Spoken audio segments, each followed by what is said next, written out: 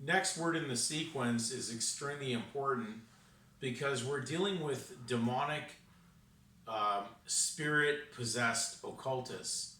And when we're dealing with the Cabala, we have to understand the history of the nation of Israel at the time of their demise when God removed his spirit from them. And it's a matter of you to do the research in the Bible to see that timing.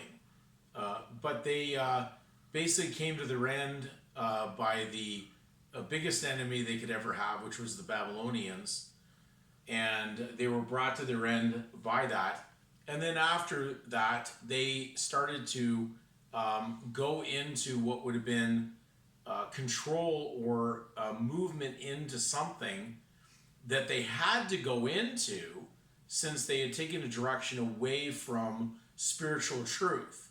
So they went into the fiction, the lies, and the make-believe of the pagans.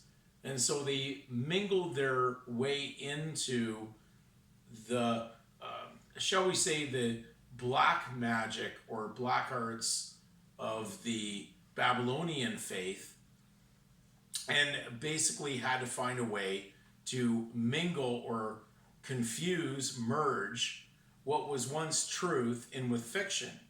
So in 586 on, you're dealing with now a nation of Israel that has now gone down a path that is no longer the nation of Israel. They're now not a nation under God, and they're now ruled by a civil authority, a pagan authority, a Babylonish authority that they had to intermingle with. And so they came up with what would have been we'll call it the black magic arts, which led through the Talmud and through the Cabala.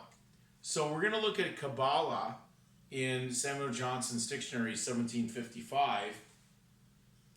And Cabala is the secret science of the Jewish doctors, any secret science. So it's not open to everybody, it's held back.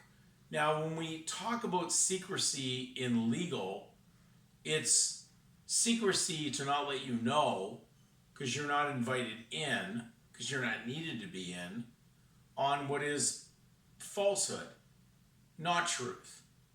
And therefore, those that run this type of system we're talking about are running the legal state. And therefore, that is why there is the term secrets of the state, and why you are basically not privy or private to their secret knowledge of how they run the public.